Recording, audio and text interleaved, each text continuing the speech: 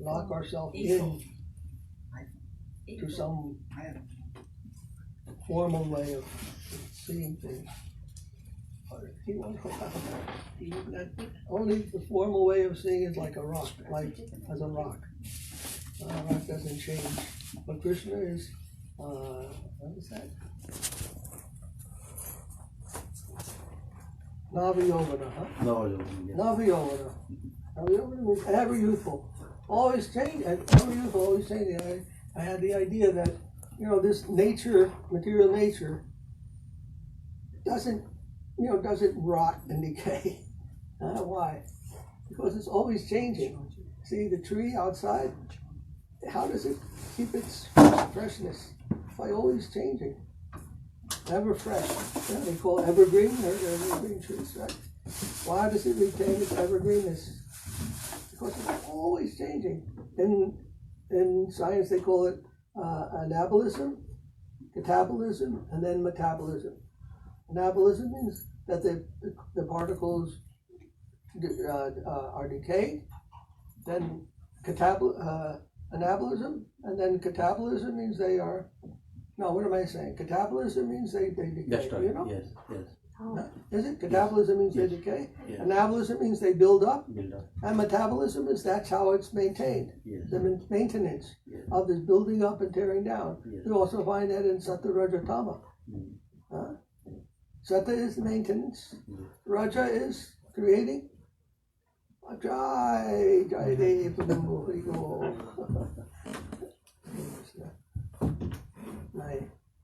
My dear friend, Jai Dev, has been helping me so much.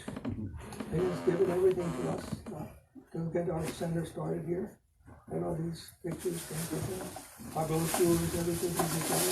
I want to tell this.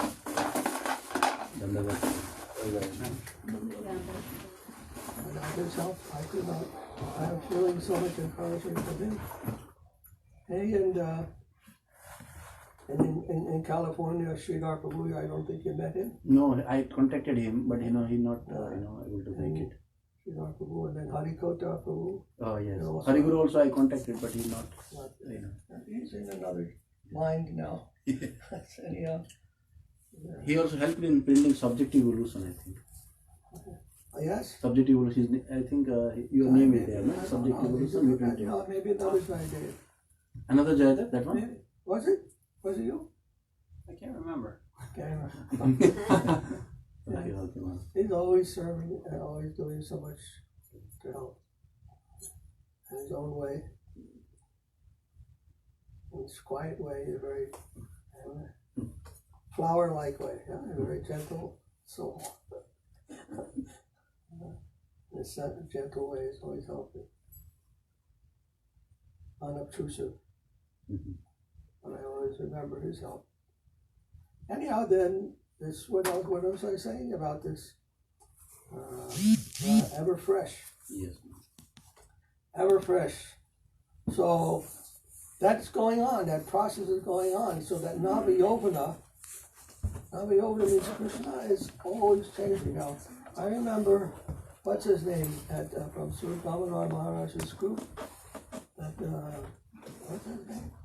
Prajapati. Prajapati, yeah? Yes. It was telling, Madhava Puri is saying that Krishna is always changing.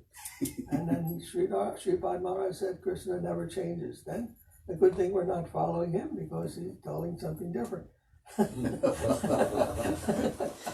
He said that? Yes. You heard he said that, right?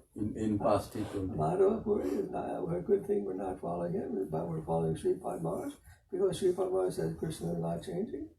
And Puri Maharaj says that Krishna is always changing. And then I said, what is the difference? If Krishna is always changing, and that is unchanging, then why to put up opposition? Unchanging, changing, always changing. What's the opposition? It's the same thing. Same thing, but in a dynamic way. Organic. Krishna is organic. He's not dead.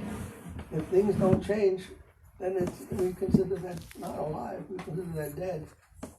Isn't it? Yeah. So anyhow. Also, mother, soul also you told. Soul also always changing also. So, well, of course, I mean, he's a living entity, huh? Yes.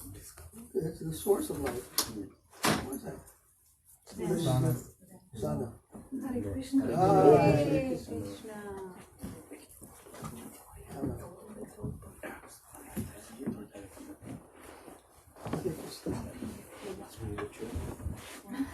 Ready for a bigger center, I think. Okay, I'll just. Yeah. We were going to invite more people, but I was trying to get the conference room also, but it's not bigger enough than this room. Yeah, I know. Rasami, take you on the chair? No? Yeah, okay.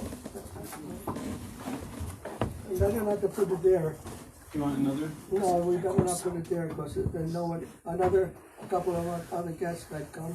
No, maybe you guys should move forward. I'll put a chair behind you. Here, here's another chair.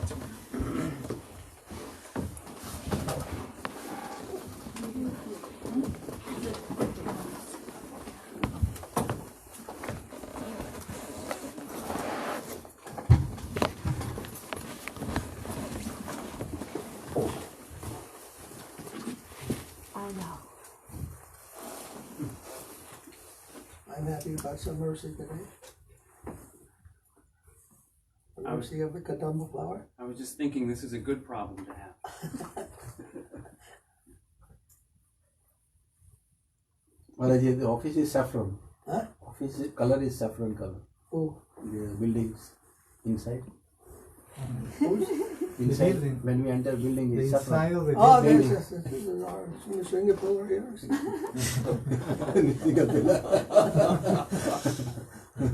Dave was going to paint a big picture of Mishanga Dave on that. But we got to get the permission from the administration before. I don't know if the next customer would like it. The next occupant.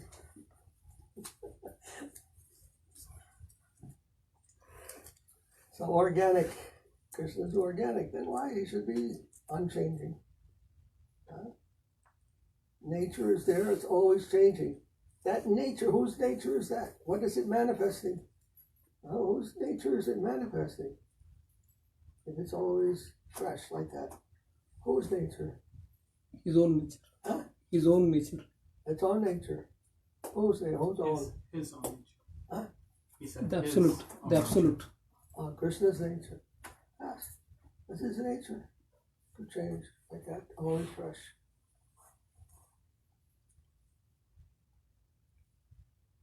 He is the source of all joy. And is the receiver of all joy.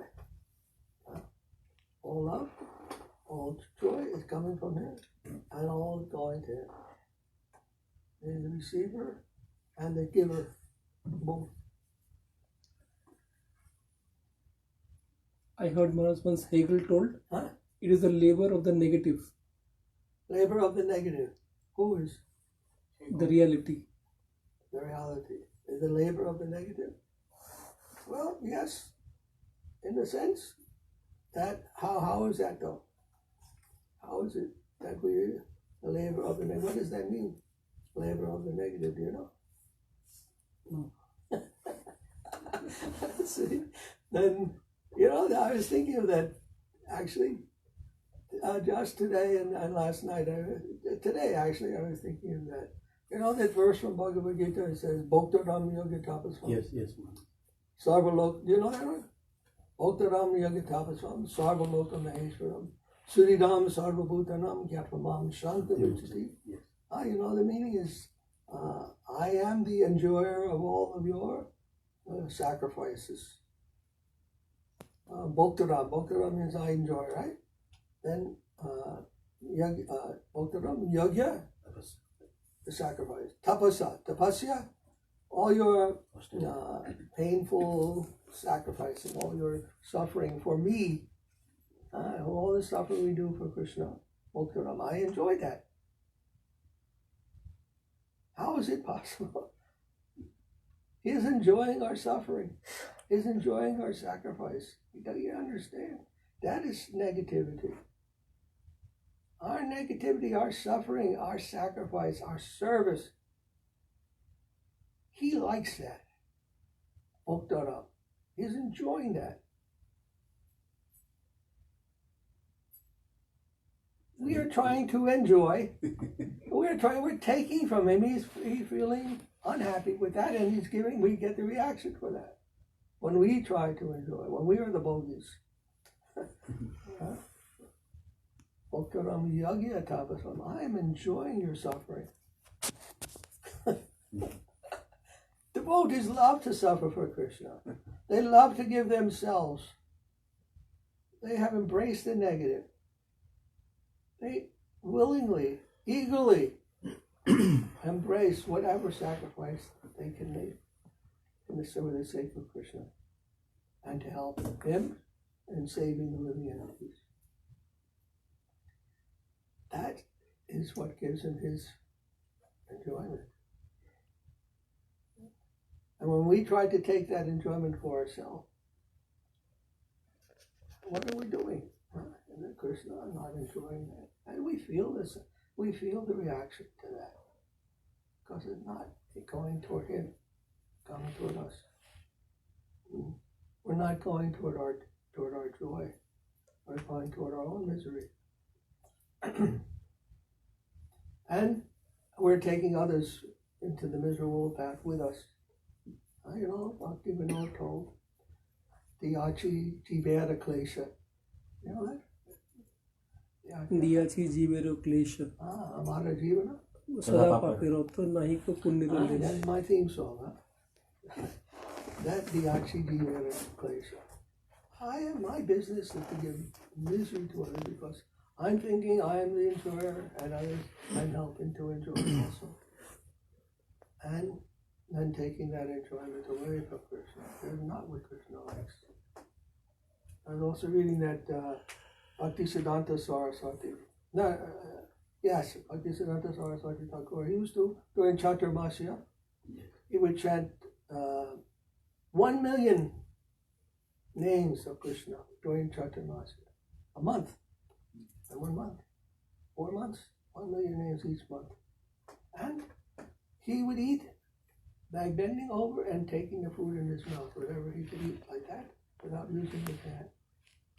He would eat only like that. Such enormous tapasya. In Sridhar Maharaj also we heard in his early days, he was doing like that. Of course, we don't have to take such extreme measure. Don't try to do that. Our tapasya is to serve. Use what you have in the service of Krishna. Sacrifice. When you are a material life, people are enjoying so many things in this world. Don't go for that. Rather, take whatever you have, your senses, your mind, your intellect, and use that only for Krishna. Sacrifice this life for him and not for yourself and not for anyone else. Krishna will be happy with that. That's how he enjoys. That suffering that we are experiencing, suffering or sacrifice, that is his pleasure. That is his plan. Give your pain to Krishna. And don't take it for yourself. He knows. He knows your pain. And he is pleased with that you are doing it without thinking of yourself, without thinking of anything else. And pleasing him and accept it as his will. It's his will.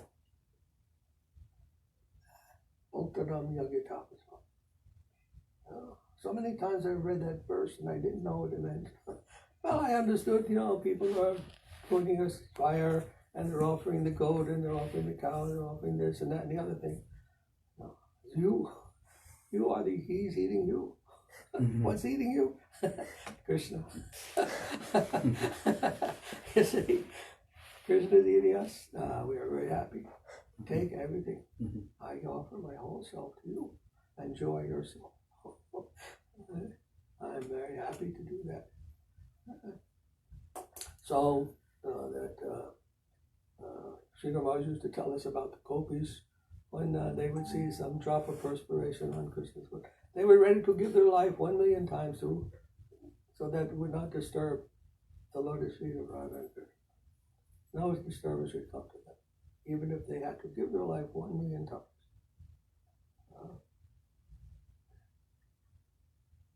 To give your life once is a big sacrifice. To be willing to give it 1,000,000 times.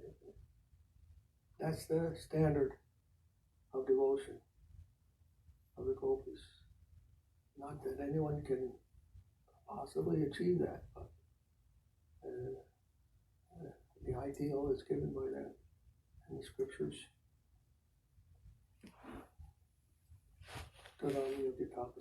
Then Sarvaloka Maheshwaram. That means all. Sarvaloka means everywhere. Loka means all the places, all the planets. Sarvaloka, Sarva all. Maheshwaram. What does Maheshwaram mean? Maha Ishvara. Maha Ishwar. The Maha Ishwar, what is that? The Maha, the great controller. Everybody has some control in this world. We all have control over some part of our life. Some type of control. No? Except for Jayadeva Prabhu. he has his own class that he takes care of. All these children, I don't know how he manages, but he's a teacher, and he has to somehow or other control them. And you know how difficult children are today. I don't know. It's difficult. Anyhow, we all have some control. And he is the Maha Ishwar, the great controller.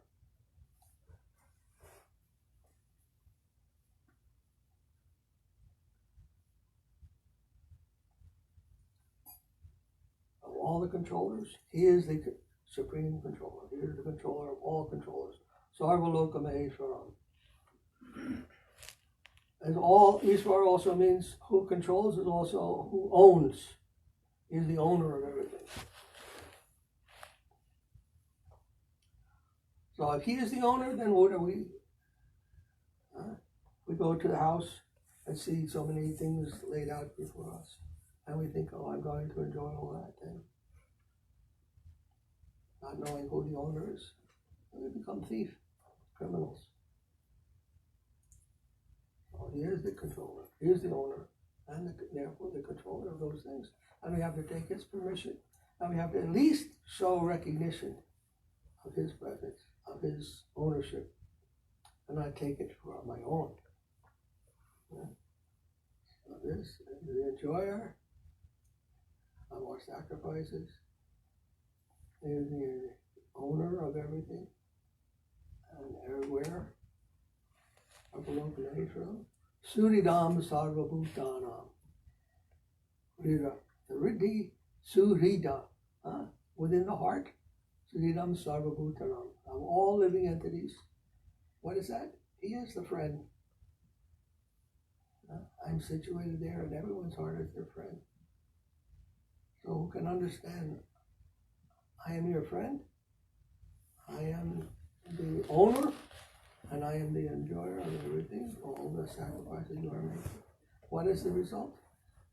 Some can understand that. You have to say. Gyatvam Shantim Richati. Gyatvam. Shanti. Shanti. One who knows these things in me, one who knows me in these things, then he gets Shanti. Shanta. He gets Shantamara. He gets peacefulness. Shantamam Gyatvam Richati. And he achieves peace. He achieves peace. Giving up all this struggle for holding on to things, giving all this struggle for enjoying things, giving up all of that, controlling, enjoying, trying to be the friend of others. A good one. We want to be the friend of everyone, and yet we find everyone is always our enemy, as much as we try to be friends. More time. I was thinking of that also today. How the Prabhupada, when he started the movement. God knows were against it. I didn't want to help him for anything. I called him by all kinds of names, actually.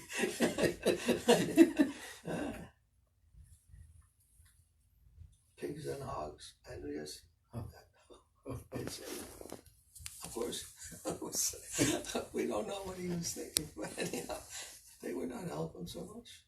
Sri Ramash, of course, he was always going to for guidance.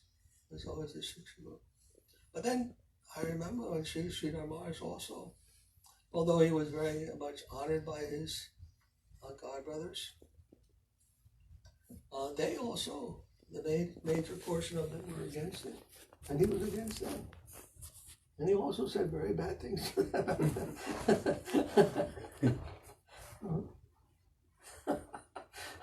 Transcendental pastime. Then Govinda Maharaj, when he came, oh, such terrible pain was there.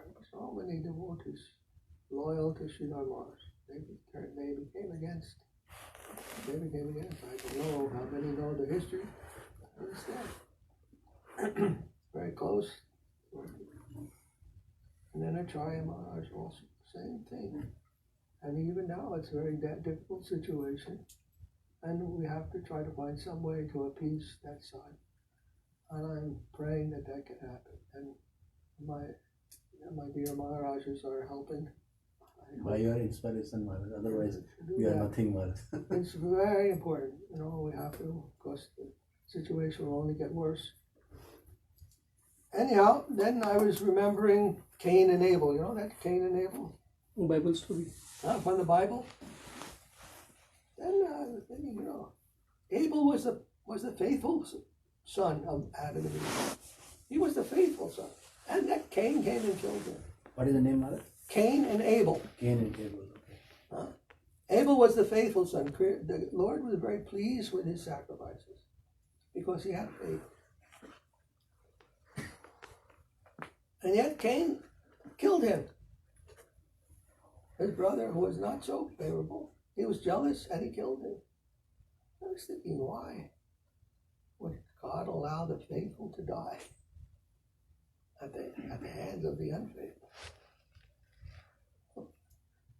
Yet it seems to be the case. He does allow those who are against the devotees to prevail at times over them.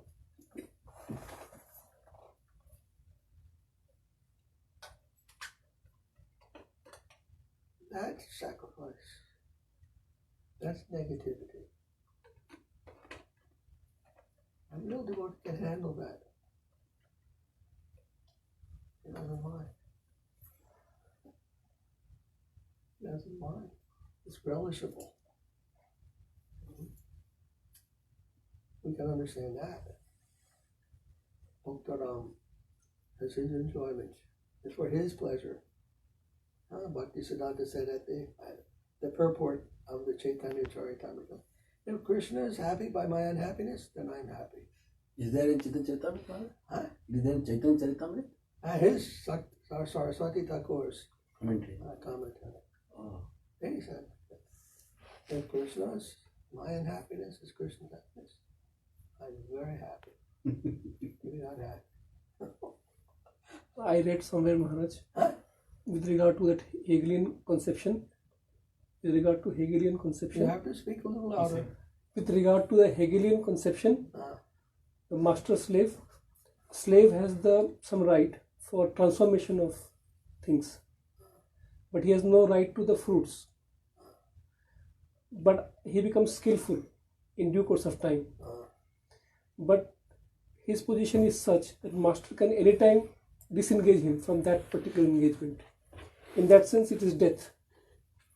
So he comes to realize that I own nothing. And then at that point comes the role of religion. The role of religion. Religion. Like he gave the example of Christ. The Christ was supposed to die in the cross. And in this way, he is teaching that, he's teaching that through death, he teaches us the lessons of forgiveness and kindness and other things. I mean, to completely forget our present situation. Otherwise, it will be. Die to live. Remember I said Christ is the example of die to live. He died, but the purpose was to live in the eternal world. We don't know, you see, how to judge this world and that world, which is the more substantial. We think the sense world, the mental, the intellectual, the ego world is so substantial.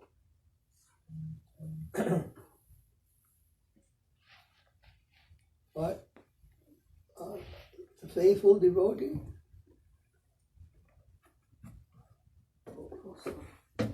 too much difficulty. No, I need the straight. Yeah, no, you are okay now. You are okay now. Okay. I just have a knee replacement. So still, I mean, She needs some elevation for her foot. no, I need it because I was just like that. So You want to sit on one of those chairs? I want to hear you. Keep talking. No, I'm sorry. No, mira, hay una chair. Maybe he needs something on the foot. A little bit like height. Elevate. No, that's okay. Sacrifice to Krishna. I want to hear you talking. Keep talking. Krishna, Krishna. Now, where was I? Sorry. Die to live. Die to live. Die to live. Okay. Christ died to live. He was giving everything up, but that was pleasing to the Lord. He knows that. He said, "Don't let me. Why do I have to go through this?" He told to God. Can this wine pass from my lips? He said something like that. This bitter wine pass from my lips. Cup pass from my lips. The bitter cup of his whole life would be mocked and ridiculed and killed. But you see, the suffering that we experience in this world is a mitigation of our karma. Whatever has brought us to this world, whatever we have sought to enjoy in this world, we have got reaction for, and by sacrificing, we get that karma is mitigated. And when that happens, we become free. That's freedom. We don't know what that is, because we're constantly engaged in this karma bhog. Karma bhog, fruit of enjoyment. Karma bhog. Enjoyment of our fruit of actions. Constantly engaged in that. So we counteract that by our service, but that's only half the story. That's a balancing act. It's not the higher plane. There is another different, totally different. Totally different. Something else happens there. When we come into the negative current. The negative current there is one of this energy serving the source of energy. Knowing the source of energy. And recognizing that. And recycling that.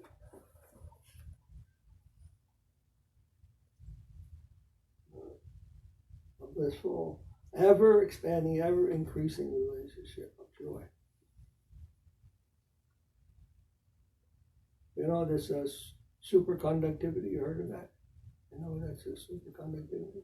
No resistance to flow of current. Huh? There is a condition in which there is no resistance to the flow of the current. Low temperature it happens on Earth. At they call it absolute zero, at something like minus 273 degrees Celsius. There are two temperature scales. In India they use Celsius. Here we use Fahrenheit. Kelvin basic. Fahrenheit is about 459 degrees Fahrenheit minus, and in Celsius about 273 if you go to that low temperature for certain metals, not everything, certain metals, then they become superconductive. That means yes, the electrons can flow without resistance. In that case, when they're flowing without resistance, they can go on. They'll never stop. It's a perpetual mobile. It's a perpetual motion. If they can reach that current will never get lost, never dissipate. Many different strange things happen here with magnetic fields and all that, but the point is, by increasing your negativity, you increase your conductivity.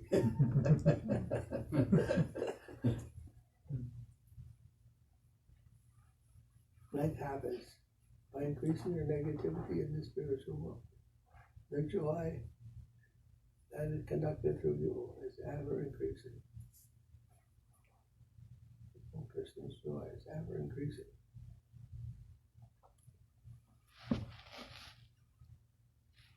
So Radharani is the supreme negative. Krishna is the supreme positive. And that together makes the absolute, both. I was mentioning the last time about that. I was walking from the parking lot to here last Saturday. I think it was the Saturday before.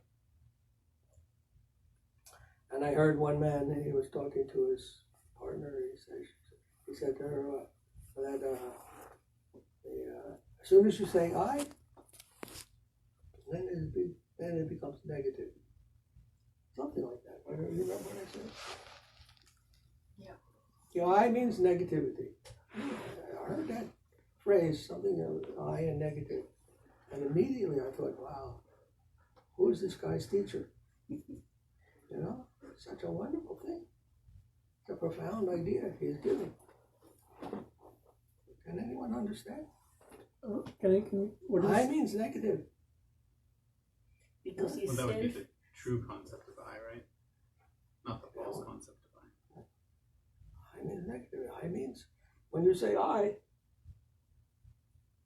you're negating everything else. Selfish.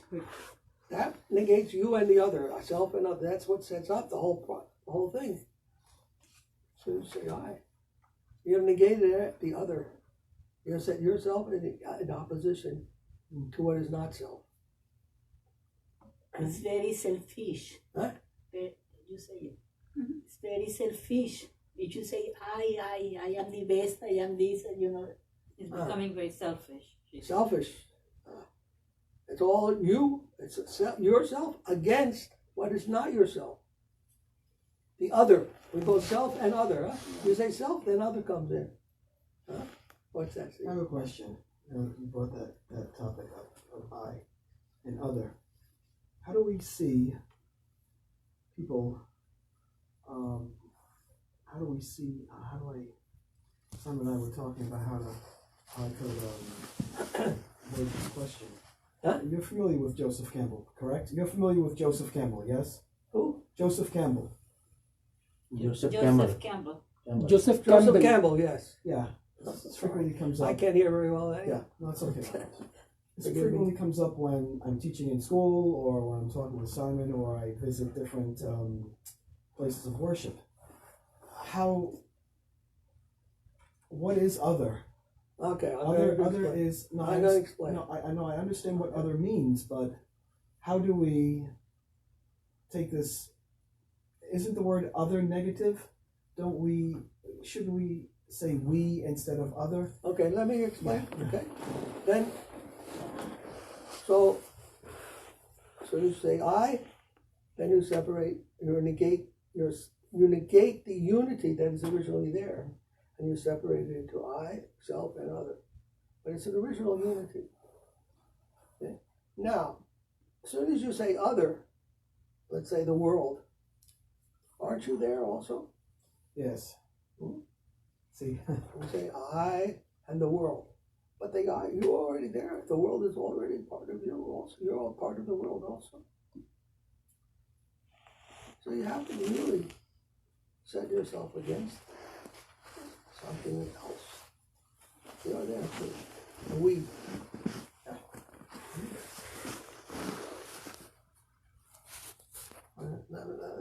otherwise I'm going to lose my track of thought. Then, so I and the other, I and the world, or whatever you want to call it, or Krishna, I'm negating. Now, when we come to identify ourselves with the other, we're there too. When we come to identify with that, I'm there. But in what form am I there? In the other. In what form am I there? It's negative. Whole, huh? The negative of the other. Huh? The negation of the other. No. I affirm the other. I negate myself. I affirm the other. Then what is the other in relationship to the self? It is not the not I. The other is the not I. Not I, yes. Huh? Then the not I is there in the other. You understand? The not I is there in the other. Non-self. Huh? The non-self is there in the other. That means you're there in a negative way. You're there as negated. And what does that mean for a devotee? That a devotee is part of the whole, part of Krishna, as a surrendered soul. He doesn't affirm his existence against Krishna. He submits his existence to Krishna. Integrates his whole self with Krishna as the we, as the one indifferent, the oneness indifference. You understand?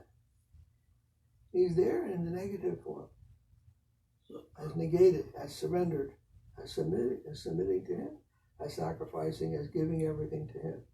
But he's there.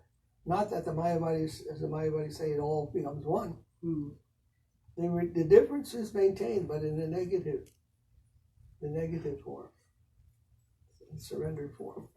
How Krishna thinks.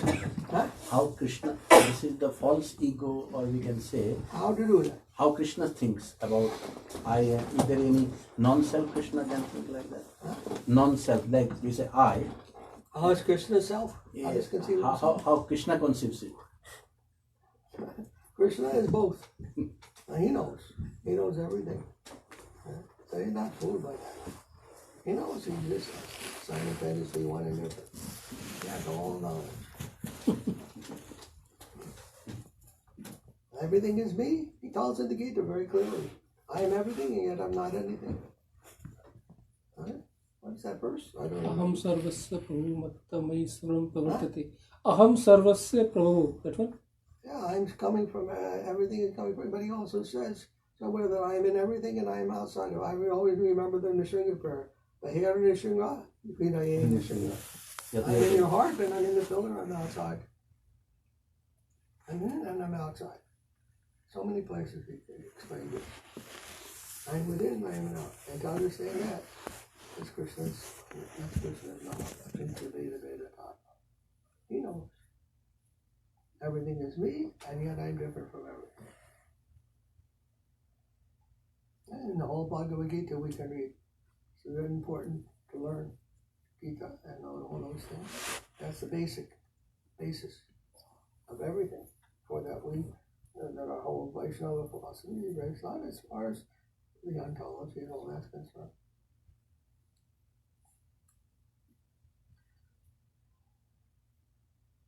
Right.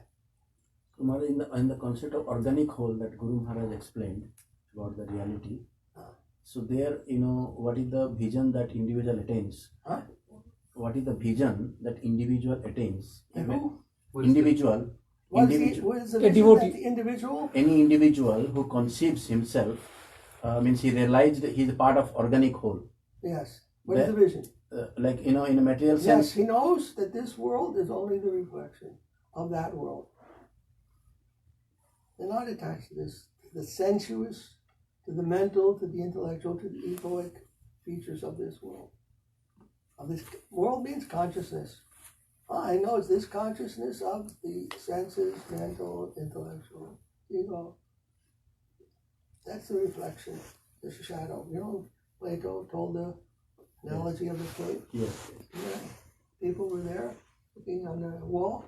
Yes. There was some shadows Shadows are passing. moving. Yes. And then there were some people behind them walking on the path, and then behind those people there was a fire. And then the fire was showing the light over those people, and the people the shadow were being projected on the wall. Yes. And they were looking at the shadows and they were thinking that was the whole world, two-dimensional world. Now, those shadows are real. Those are real shadows. They're not fake. They're, in the lake, you can see the reflection of the trees. That reflection is real. But if you go for the reflection, if you go for the shadows, you're missing something, aren't you? Yes. Missing something very important. Yes. Huh? You can be interested in shadows. You can be interested in reflections. But in the water, the reflections will just simply get all wet. You'll get all wet, that's all. You won't get what you want. So, devotee knows. By dint of Krishna's grace, Krishna gives the Dami Buddhi Yoga. He gives us the knowledge by which we can understand. There is any concept of other there, Maharaj, in other self in organic Yes, of whole? course. Yes. And what is that other for, then? Well, there are different conceptions in the spiritual world. Different.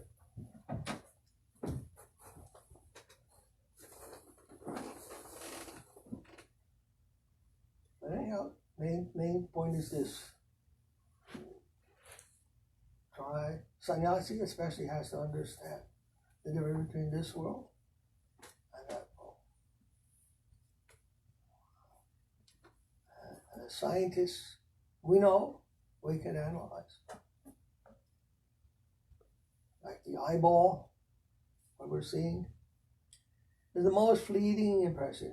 You wanted to come and see me, that's the most fleeting thing, actually. Well, of course, it has different meanings, but it's actually the most fleeting thing. Now you see me, you go home and you won't see me, then what? We go back to India. Then I forgot it. I no longer exist. All these years, I have not been here. I've been here. But we've been communicating at a different level. Communicating at a higher level. And this more important level. And what is the seeing? We know that the eyeball doesn't see. Eyeball doesn't see anything. You have a dead body that has a whole eyeball there. Doesn't see anything. Dead eyeball. There's no what do you call it? Neurons in the eyeball. Neurons, they say the neurons are making everybody think and whatnot. The patterns of neurons in the brain, they're making us see. What is that? Neurons inside the brain is all dark and wet. Any seeing is going on there? Any light is there? What do they say? So we know the eyeball is not seeing, the optic nerve is not seeing, the occipital lobes are not seeing. Then what is seeing? You understand? What is seeing? Where is the seeing occurring? Soul. Huh? Krishna himself is seeing. Oh, you say soul, we can say Krishna. But do we understand what that is? No. No scientist understand much. I know when Guru tells, pick up that stick. Disciple said, I pick it. No, put it down, it's a snake. Oh, pick it up, it's a and the disciple, what is Guru telling? Not that the disciple knows, I know it's a snake, I know he doesn't know. There's a foolishness. That's not what Guru is teaching. You don't know.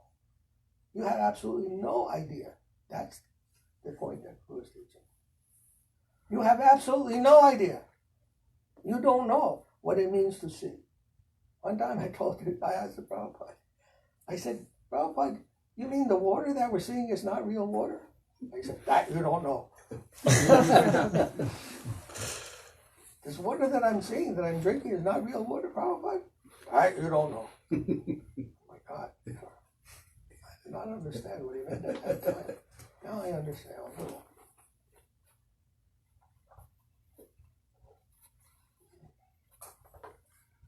What is seeing? If we just concentrate on that one point, we can understand that this seeing that we think is occurring through this body, that we think that we're experiencing this body, is not seeing. What is seeing here at this level? What is feeling? What is smelling? What is tasting? What is hearing? It does not refer to these gross and subtle things. If we are thinking in that mode, if our consciousness is advanced, then we will know in the conscious world. It's in the conscious world that these things are known and seen and tasted and smelled and so on. Only in the conscious world. Now, how do we get there? How do we get to that world? At present, you are in a material consciousness. At least I am. I'm assuming. Then, let me take this world to be real. Real, but like I said before, you have to understand it also. It's not the really real. And then, what to do? So, point is to go from this consciousness to that consciousness. How do you do that? Einstein said you can't solve a problem from the same consciousness that created it. You can't solve a problem with the same consciousness that created the problem. And how do you go from this consciousness to that consciousness? To a different consciousness. Then Rupa Goswami comes to our aid. Can you hear Rupa Goswami? Rupa Goswami comes to our aid. Ado Shraddha. First step. Here's your first step. Here, put your foot here on this rung of the ladder. I'm going to give you the ladder to get from this world to that world. We're throwing down the ladder to you. From there. Ado Shraddha. Here, take the first step. Faith. First step. We don't know what faith means. We don't understand. It's the first step out of the sensuous, mental, intellectual, and egoic world. It's the first step out of that. That's why we don't see, Maharaj. Huh? That's why we don't see. Then, if our faith is very meager, in the initial stages, our faith is very meager. It's the most, what would you say, insubstantial thing to us. Faith. On this plane, faith is the most insubstantial thing. But from that plane, it is the ground. It is the substance of that world. It is the substance. The substance of that world. That world, you can't get there without faith. Faith is the eye and the nose and the tongue and the ear and the touch of that world. It is the only thing capable of experiencing that world. And I was looking up the Bible where it defines, because I remembered, it defines faith. It says faith is the substance. It's the substance. It gives this word substance. Faith is the substance of things hoped for and the evidence for things not seen. Such a beautiful, profound definition found in the Bible. Exactly what we're teaching. Exactly what Rupa Goswami, exactly what Guru Maharaj is teaching. It's the same in all religions. If that is the case, I am so amazed to find that. Faith is the substance of what we hope for, and the evidence of what we don't see. You want evidence of the spiritual world? You require faith. You can see it. don't think it's not there. You're refusing to take that faith, then you'll not be able to experience that. You'll not have any evidence, you'll not have any proof. There's no other way. You can't do it by reasoning. Can't do it in any other way except by faith. Understand? Not that I see that there's a rope, it is a snake. No, I don't see. I don't know. Socrates said, I don't know. Only know one thing, I don't know. That I don't know. That's all I know. I don't know. If you can reach that point, then all ego is finished. This is the main point that I think is distracting everyone. What I'm seeing is that people are saying, I know, all these deviations from Gurudev. They're all thinking, I know. I know which way we have to save the society. I know which way we have to go. I know this, I know that. No. You have faith in Gurudev. If you have faith, then all this I know business is finished. Don't let that get in the way. That becomes mixed. Karma Mishra, Jnana Mishra Bhakti. Here's where the mixing occurs. Don't take that. No, we don't know. Our position is like that. We don't know. And accept that helps come from Krishna. And we can somehow or other, by our good sukriti, our good fortune, put our faith in the representatives of the Lord who come to us to give us that faith, to renew that faith, to establish that faith very strongly in us. Until we can come and by good fortune in touch with that and put our complete faith there, then we cannot know what is spiritual world. We cannot get free from this material world. We'll not get free. And that is not what we want. I don't want to remain bound here. And the Guru who can teach us that. It may be very hard for us to accept that. That is our condition. And faith doesn't just mean faith in, whatever. Or just faith. Like people say consciousness. What the heck is consciousness? Consciousness has to be something you're conscious of. And faith has to be in someone. There's faith. And consciousness of something. Not just faith. We have to put our faith in. So, Rupa Goswami says what? Adoshara tata Sadhu-Sanga. Next ladder, next rung of the ladder, you have your faith in Sadhu. And then, what is that Sangha?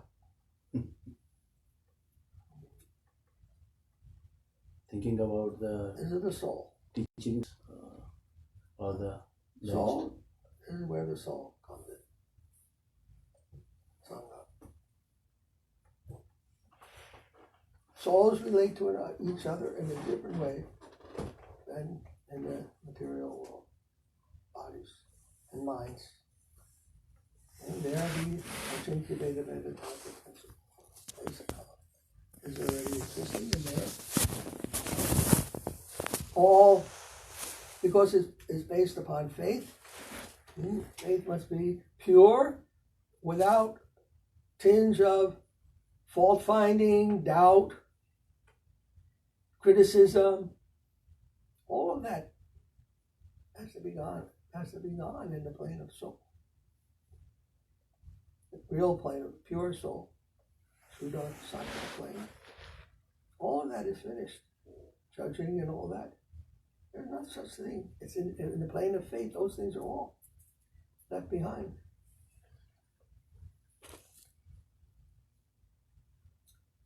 The materialists can't understand that. They're always trying to judge this, that. No, that's not. You're not the plane of faith. I remember one nice line from Rumi. I think it's Rumi. Yes. Rumi, the poet. And he said that beyond all levels of judgment of right and wrong, there's a field. Beyond all judgments of right and wrong, there's a field. I'll meet you there. Rumi said that. Rumi? Yeah, Was it Rumi? Yes. Yes, Maharaj. Not Gibran. Gibran? Kahil Gibran? I think he also said some similar I don't things. remember any. One of these Muslim people, they said, beyond all judgment of right doing and wrongdoing, there's a field. I'll meet you there. And we can lie down in the grass together. That's the soul of spirit. That's the plane of spirit. That's the plane of spirit. And because it's based on faith, there's no question if there's some judgment or something else going on, reasoning or whatever, then it cannot be faith. You're not there.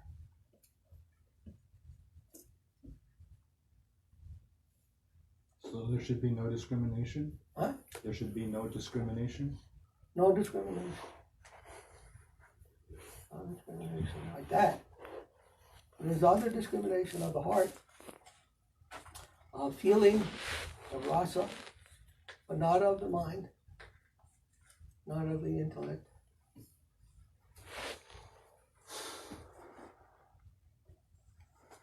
That's for this world.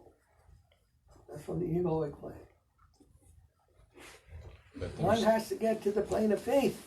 That would be good, but I find so many false teachers in this world, and I have to use some discrimination to avoid them. False teacher is not a teacher. Maybe it is, but that is what do you call oxymoron? False teacher teaching you something. How he can be teacher? It's giving you as a cheater, not teacher. Huh? Change a few letters around, you get cheater. But that requires discrimination. Not for you. For devotee, no discrimination is necessary. Krishna will reveal himself, and Guru will reveal himself to you. You cannot understand Guru. No one can understand who Guru is. And we don't. It's not our discrimination that tells us this is Guru. Guru tells us he is Guru by his words. And we can understand, yes, this is true. I understand this to be true. Here I'm learning something. Here I'm getting somewhere. In our Sanskrit language, Maharaj, the word Guru can mean which is heavy, which is important, which is of highest relevance. Right. And in front of which everything else is lesser. Anyhow, Bhaktivedanta is explained to us. It's given this. I'm not saying this. I'm not saying this. Bhaktivedanta says this. Guru reveals himself to us. I reminded of Govinda Maharaj when I say this. Govinda Maharaj came very innocently to the mud. You know, he was attracted to kirtan. You know that? And you know his story? Not that part, but... Not heard this part. He came very innocently. He was dragged to the mud by the devotees. You know, you heard the story. Then he was dragged by them to the mud. He wasn't looking for Guru. Maybe it was, but anyhow, he was dragged to the mud by some kirtan because he was attracted. He was a very simple and beautiful soul. He was so innocent. He told us, if anybody asked him something, he would always say, yes. Immediately he would say, he would not want to hurt anyone's feelings. Yes. You want me to? Yes, I'll do it. Never wanted to hurt, to resist anyone feel any pain by his remarks. Yes, I'll do it. So they dragged him to the mud. Yes, I'll come.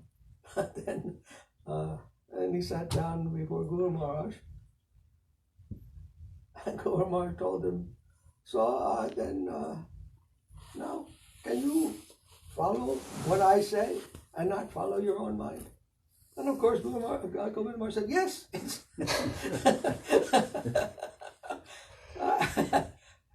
You understand? But then he started thinking. Then he started discriminating. But sometimes I have some good thoughts, Maharaj. No, you must not follow that. You must follow what I say.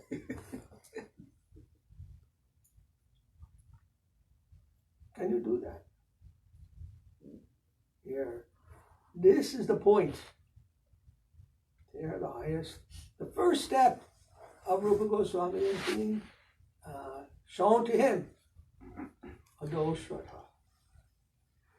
You first must take this step. You don't know what faith is. People come to Guru Maharaj or Prabhupada, whoever, they don't really know what they're doing. But this is the real step. This is the real initiation. This is the real point of entry into the spiritual platform.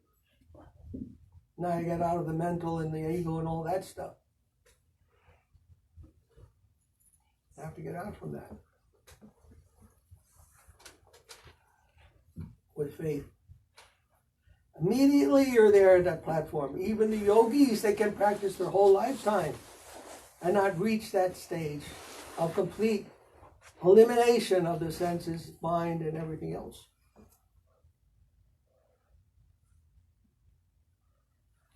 And that Guru Maharaj gave him that ability by making that choice available to him. Of course, he had to gradually understand what that was.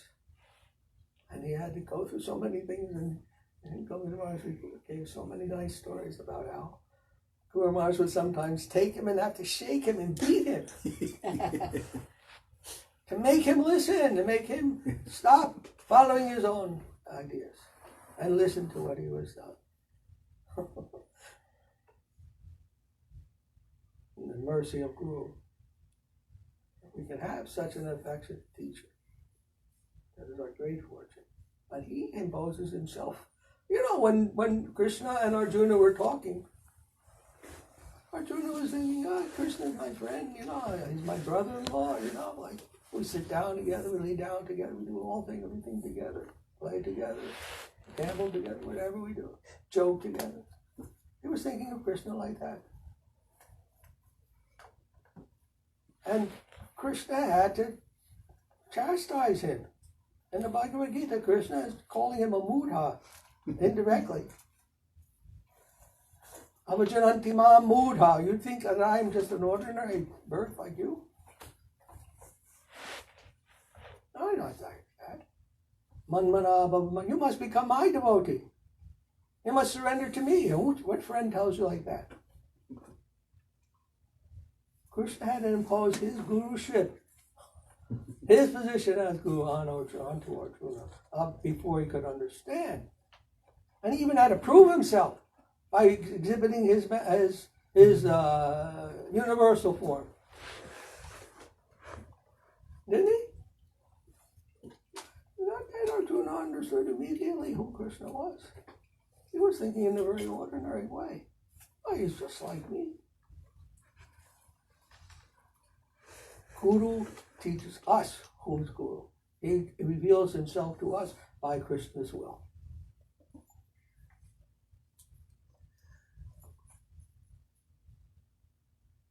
Don't think it's your decision. That would be foolishness. And you may think like that. Of course, that discrimination comes in when we don't know. Yes, and when we have some suspicion. What is this person saying? Then we must use our intelligence and not be fooled. Certainly. But not with genuine Guru. Genuine Guru will make it very clear. What is what? What is his position? What is your position? And you will know. As much as you know that you're alive, that you have a nose, you will know. Higher as Guru. That's Krishna's doing. Acharya Mam Vijaniyat. Who is speaking on behalf of Krishna? That is Guru. Shrotriyam Brahmanistam. Shrotriyam Brahmanistam. You know the meaning of these two words? Shrotriya means who is heard. Brahmanistam, who is fixed. in Brahman, in spirit, in the spirit, in the world of faith. This kind of people, this kind of person we want to take shelter of, who has that strong faith, with unassailable faith. That we want to take shelter. That we want to get our faith, recharged from, nurtured by. Pillars of faith, power, that is a sadhu.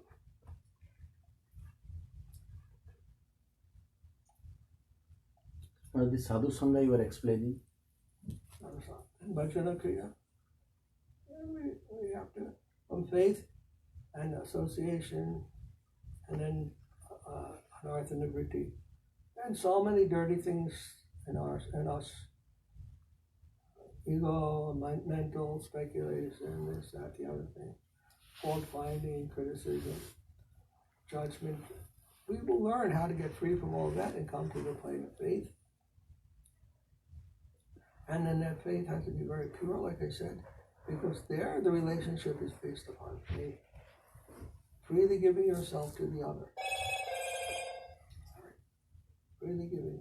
Not feeling some distance between yourself and other. But knowing you are there in the other, and the other is there in you. And there are different levels of understanding that. Family life. And family life there. I'm not saying you're a foreigner. You're a family member there. And even there is disagreements or bitterness. That's all part of family life. Anyhow, there's a lot of things. I don't want to get too sentimental about it, but it's a real fun. And I can't give so many details. I'm also a newcomer to that land.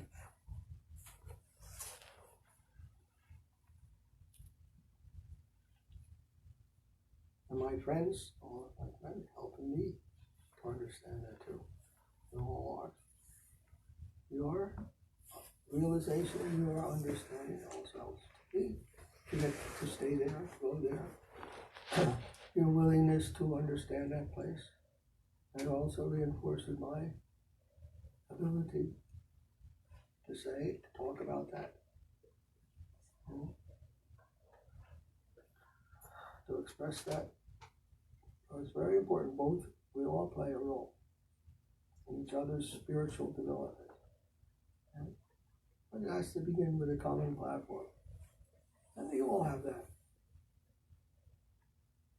You all have that. Otherwise you wouldn't be here.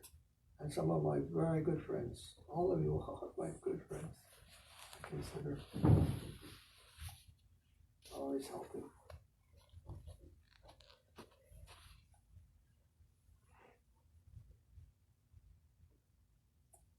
So, I don't want to bore anybody. I have a question. What's that? Is the proper way to say that Guru is looking for the disciple? Like it's a descendant. Like when Guru Maharaj say the loving search for the lost servants. Yeah. Like the Lord is searching for the servant, not the servant to the Lord. Is that the way? Like a Guru is revealing to the person, not like a person is looking for Guru. I think it's both ways. Both ways. Both ways, definitely. Like I was saying, love is a reciprocation. Krishna is giving that, and he's also receiving that. Love and our humility, our love, everything coming from him and flowing back to him. Aham sarvasya paro, and then this Oktaram Yogita from. Both ways. Because he's searching for everybody indiscriminate. He's searching for everybody indiscriminately. In Chaitanya right? Bhagavat.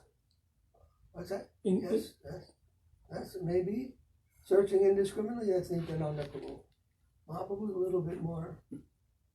But that discrimination, we should know what that is, not mental. Mahaprabhu's discrimination is very subtle. He's discriminating on the basis of rasa, taste. How he knows what you want, how you want to relate to him. And he's giving that to you. I mean, Krishna, the original, whoever the original fountainhead is, he's searching. Krishna, or the original fountainhead, you know, he's searching for every single one of his pieces. It's just those who are fortunate enough to hear, maybe, then he can link with. But he has some. How we relate to him is different for each person, isn't it? He is discriminating in that way, but otherwise, yes. He cannot. How he can feel any detachment from any of it? He's everything. He's everything. Vasudeva Sarvamati. Then what is the question of not feeling some part of himself if it's diseased or not right? Huh? When your toe is hurting you, the whole body goes to that toe to take care of it. No. Not that, oh, it's only the toe. I won't bother with that. Krishna is like that. There's nothing that is apart from him. How he can neglect any part of himself? Who is feeling the most pain? Who is feeling the most needy? He goes there. Huh? What do they say? The squeaky wheel gets the oil. You were crying for Krishna, and he's coming. Don't think he won't hear you. Anyone, everyone, and those who are feeling satisfied, he doesn't bother them. No, yeya tamam prapadyante, you know that verse? Yeya tamam prapadyante, tam sataiva bhajamyaham. As they surrender to me, I reward them accordingly. And the judge, he's not discriminating from the criminal to the good person. If you did bad, the criminal and the good person are there, then what did you do? What did you do? And then he gives the judgment accordingly. He doesn't say, well, I like this person better than that person. What you have done, you will get the reward from that. That's the judge. The judge has that, what is that? The queen of judging, she has her hand like this with a scale, on her eyes. Blindfold. And the scale is there. And whichever way the scale is going, that's how they determine who is this, who is that. Understand? Not a discriminatory thing, based upon merit. Because that's the merit system. The mercy system is a little different. Mercy system doesn't care for what you did or did not do. No, doesn't care. There it only sees love.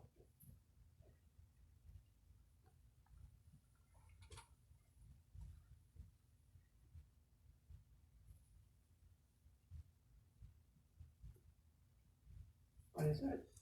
One day, Mahaprabhu, in Chaitanya Bhagavad it is mentioned, he told, I searched the whole world, but I did not find a single person who is looking for me. And I promise this, that in this age, what is most desirable, even for the great sages and the great personalities, I will give that freely to everyone in the whole world, including the Muslims. Then he says, in the whole world, my name will be spread. Means his name will be spread all over the world. Even to the scientists. That's your job. You're not fulfilling that part. We are fulfilling that part. We're trying to fulfill it by the verse here. The Lord Nityananda Shakti-Vesh Avatar is Prabhupada. I call the Shakti-Vesh Avatar of Nityananda. This is nature, to spread everything all over the world, of course. That's one aspect of Prabhupada. There's preaching aspect. I didn't want to leave anyone, and so he gave us that job. Now I want you to finish. Those people won't take anything for, on faith, those rascals. Then who is going to save them? Then here, you come, my Bhaktivedanta Institute. I'm making you responsible for that. Don't neglect them. Somehow try to find how to.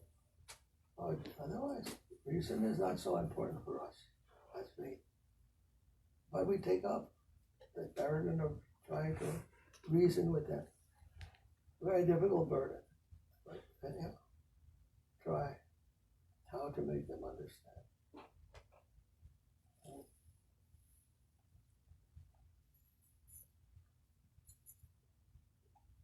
You have been doing so nice in this place, Maharaj. Sorry? Your example in front of us that you have taken up so much labor, hard work to fulfill this instruction of Prabhupada and Sridhar Maharaj. It is very inspiring for everyone. For my own benefit. I'm doing it for my own benefit. I'm not so good person. But of course, by Mahaprabhu's grace, we love everyone. Maharaj, it is told in Saraswati Thakur's one song. Huh? In one song, Jayare Jayare Jaya Paramahansa Mahasaya, it is told in that song, Korithecho Nijo Upakar, Tate Paropakar. Korithecho Upakar means maybe doing, for our good, but in that so many others are also And getting. who get the benefit?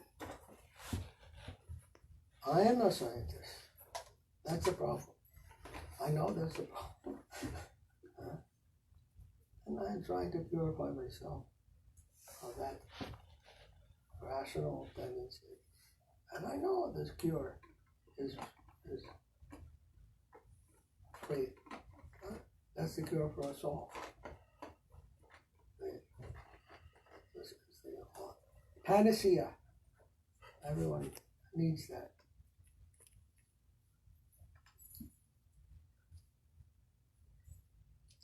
So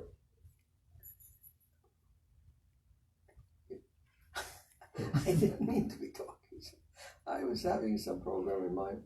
Can we sing something for Krishna's appearance day and Janmashtami, Prabhupada's appearance day?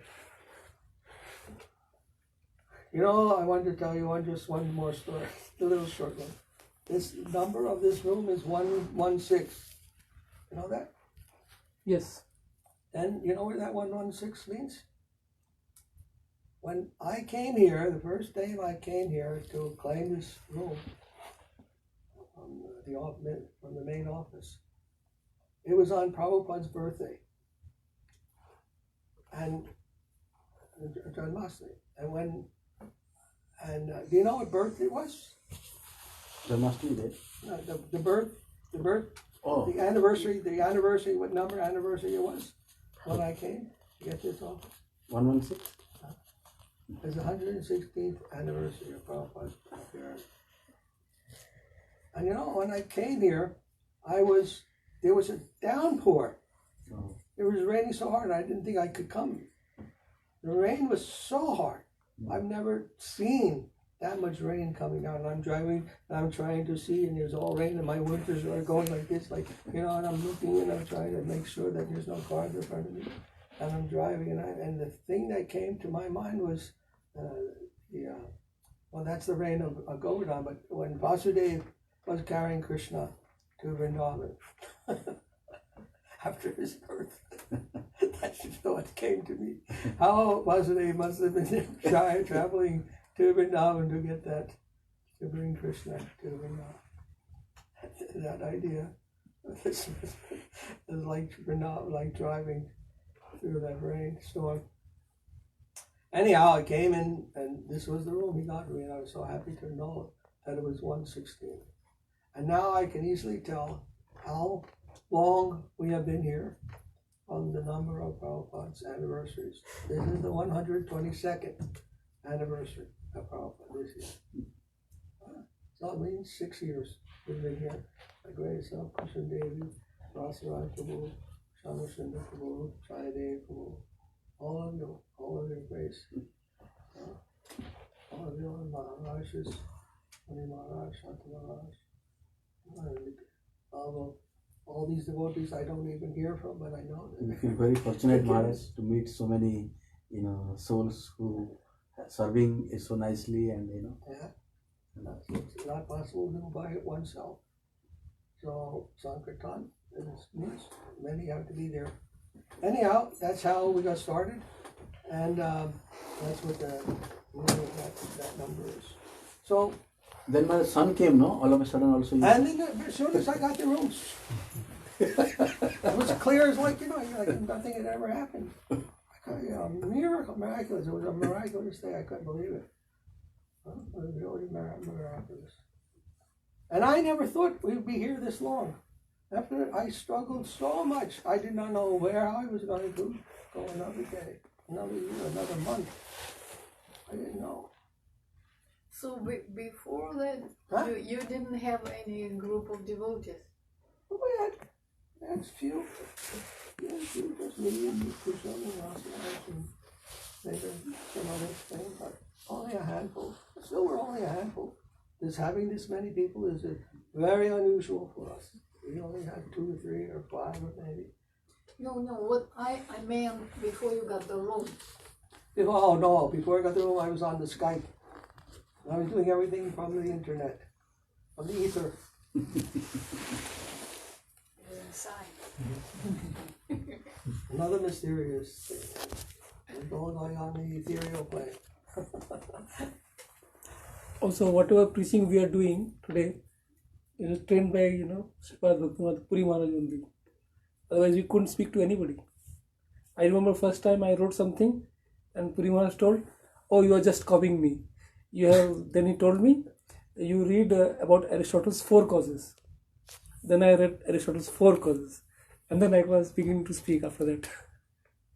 It was, he told us like this. It has to come from inside. I can say something, but you have to come from inside. As I was telling some other person, when you say what is that? Shravanam, hearing. Huh? Somebody's sitting, and you say, "Come here. Can you please come here?" They remain sitting. Did you hear me? Come here. Can you come here? And they remain sitting. Then is that hearing? No. That to do something to us. Then we have heard. When it makes that transformation in us, when it activates us, then we have heard. Then we have heard. That's Shravanam. So it must come from within, not only outer. Must take that in and with it. Sripad Maharaj came to your place? Huh? Sripad Maharaj? Yes, he came to see me. I have his. Now when Shravanananda Prabhu gave me this picture, a beautiful picture, I told this is the picture of the Maharaj. Sridhama Maharaj is the hummingbird. Hummingbird right there. Just tasting the sweetness. Tasting the sweetness of all the flowers. Chanting so beautiful. So then I brought this here because this is established in his footsteps, behind his footsteps. Then that's it. So for chant, I make some copies. That's is it okay? I mean, do you mind saying everything? If the program goes a little longer than I expected, it's okay.